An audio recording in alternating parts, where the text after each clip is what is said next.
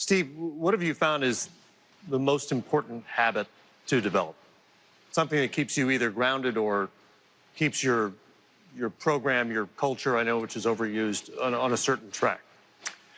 Having great players, maybe.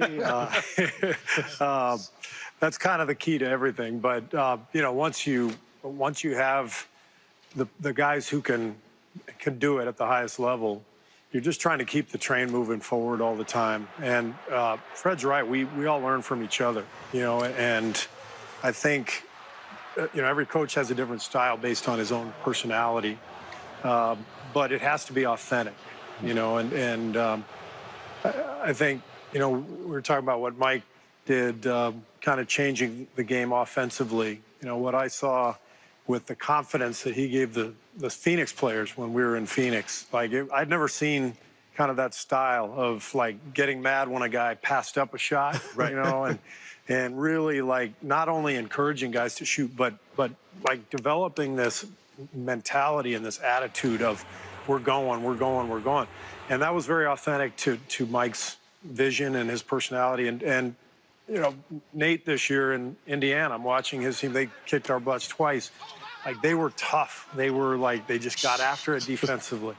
And it fit his personality. I remember him playing in Seattle. That's who he was. So I think that's the biggest thing. Whoever you are as a person, your team should reflect, you know, what your values are and kind of what you believe in. Steve, for you, you seem to be doing pretty well with this version of the league. Are there things you miss about the 90s era NBA when you came up? Well, I don't know if it's anything I miss, but it's so different because back then you had all these dominant low post guys. Right. You know, it was such a different game. One night to the next, you're having to go against Ewing or Olajuwon, David Robinson, you know, Shaq, Tim Duncan. It seemed like there were about 9 or 10 really dominant low post guys. So the whole game was different. And I think maybe because the younger players now are coming up through the ranks, the big guys, they're coming up shooting threes and handling the ball.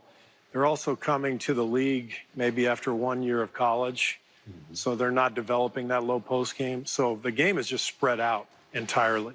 And I think it's really fun right now. I think the players are unbelievably skilled, but it's dramatically different, you know. Just watching, like, on, you know, classic sports, whatever, and you see a finals game from the 80s, yeah. Nobody takes a three. You know, the game's played in a radius of like that, and now it's like this. Yeah. And so you have to cover so much ground. You no longer have to deal with the big guy down low, but you got to deal with the space and all the speed and quickness on the perimeter. So it's just a totally different.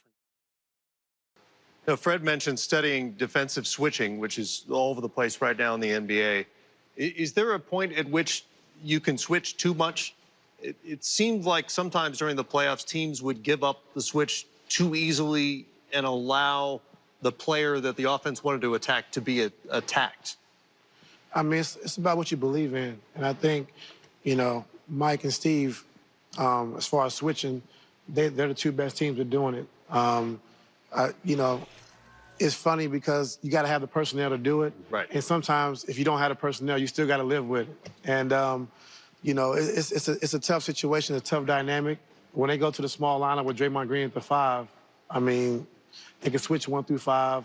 I mean, you have Klay Thompson, who's probably one of the best defenders I've seen in a long time, who can guard perimeter, but he also can guard the post up. And, you know, it's not a disadvantage. And then if you think it is, they might make, you know, 2 out of 7 hook shots or whatever, but, you know, the game has changed where you want to give up 2s and not 3s. Mm. So if you can keep a player in between the basket and in between the man and the basket, that's what you want. It's tough to play against. I mean, when you...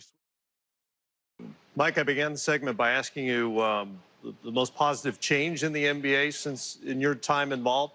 Before we go to break, if you had the chance to unilaterally change or eliminate any NBA rule, what would it be?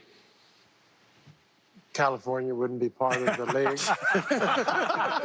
That might help people, especially the northern part of California, that Bay Area. So more of a geographical. Yeah, it's more of a, you know, if we have a hard time traveling there, I don't think it's good. what changed? Yeah, hey, you know how much money they're making? I don't think they're going to change anything. I think they're good. Well, you're in charge in this scenario. I think the game is good. Players are more skilled.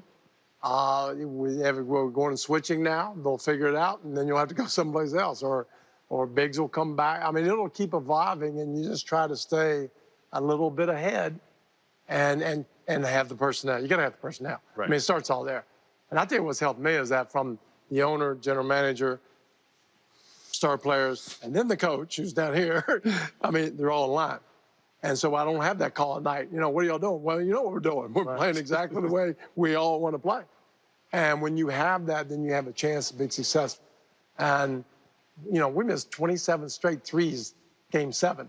I heard about that. Yeah, I feel that. It's not going to change us. Right. You know, I hope we make 1 or 2 with certain next year. That would be nice. But we play a certain way. That's the way we're playing. We like that way. We think we have the players to play that way. We have different players. You got to play different ways. But we try to exploit what we have. We got 2 of the best ISO players in the game. It's a good formula.